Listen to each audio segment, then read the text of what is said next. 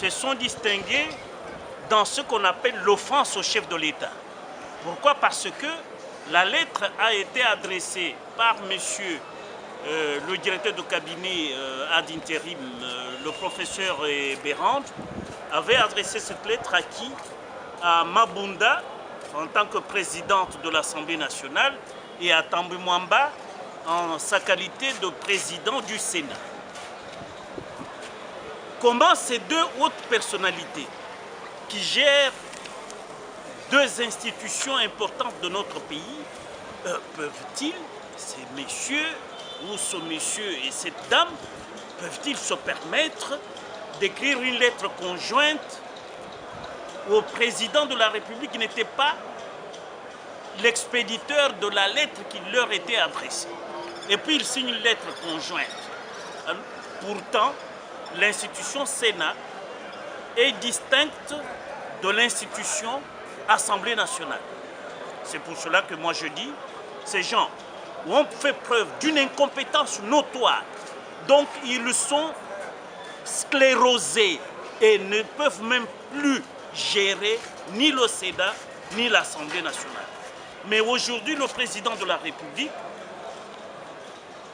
a pris acte de la prestation de serment des juges constitutionnels en présence des députés nationaux et des sénateurs, ainsi que du bureau du Conseil supérieur de la magistrature. Donc la cérémonie s'est déroulée légalement en respectant d'abord la Constitution et la loi organique sur l'organisation et le fonctionnement de la Cour constitutionnelle. Merci. C'est moi. C'est bon. Excellence, nous avons assisté aujourd'hui à la prestation des serments des 3 juges de la Cour constitutionnelle en l'absence du président de 2 chambres du Parlement RD congolais. Ne voyons pas que cela constitue une entorse aux us et coutumes du droit RDCien. Merci pour la question que vous me posez. Vous savez, c'est une surprise pour moi que vous puissiez me poser cette question. En effet, les 3 juges ont prêté serment devant le chef de l'État. Je suis convaincu de ce que c'est cela qui requiert la Constitution. Au-delà de cela, la Constitution dit que c'est en présence du Parlement et du Sénat. Donc, quand je parle Parlement, je vois Assemblée nationale et Sénat. Le président de l'Assemblée nationale n'était pas là, encore moins celui du Sénat. Je crois que quelque part vous allez me poser la question de savoir quelle est la valeur de cette prestation de serment. C'est une formalité que le législateur congolais a voulu ainsi, c'est-à-dire c'est lui qui prend acte, c'est le chef de l'État. Si le chef de l'État n'était pas là, ça aurait été posé problème. Néanmoins, il y a eu des députés, des sénateurs qui étaient là. Je crois que c'est un précédent que les Congolais ont eu à consacrer en ce jour. Parce qu'il ne faudra pas faire la prestation de serment de juge de la Cour constitutionnelle une histoire des individus. À ma connaissance, je ne connais pas un seul texte qui permet au président du Sénat et le président de l'Assemblée nationale, de manière personnelle, qui reconnaît à ceux deux que j'ai cités de pouvoir contrôler les actes du chef de l'État.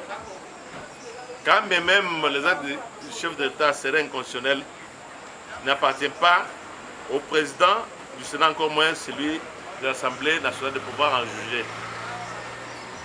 C'est une entorse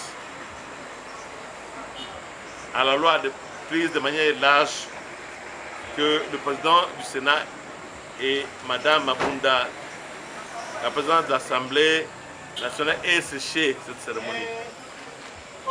Ils étaient là de manière protocolaire parce qu'il n'y a pas une cette sanction que la loi a prévue. Pour dire, si les présidents du Sénat, encore moins de l'Assemblée nationale, ne sont pas là, la passation de serment n'aurait pas de valeur. C'est lui qui nomme et révoque. En vertu du principe de forme de compétences, c'est les chefs de l'État.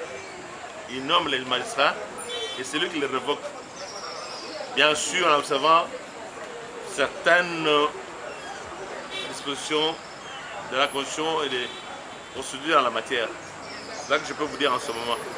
En ce qui me concerne, la passation de serment de ce jour, je la salue favorablement. C'est le mot que je peux dire. Et comment enfin voyez-vous l'avenir de la coalition FCC-CACH au regard de ce qui vient de se passer? FCC-CACH, il n'y a que les deux leaders, notre autorité morale, j'ai cité Joseph Kabila Kabange, c'est là qui a à son temps fait de moi ministre, c'est son audience, je lui sens reconnaissant. Il ne parle que de ces deux-là, de pouvoir définir l'avenir, l'atmosphère politique de ce pays. Ils doivent se retrouver et décider de la survie, pour ne pas parler de l'avenir de notre pays. Il appartient à eux là, c'est à eux que la population a donné mandat pour qu'ils puissent gérer les destinées, pour ne pas dire de la destinée de ce peuple. Je crois avoir dit.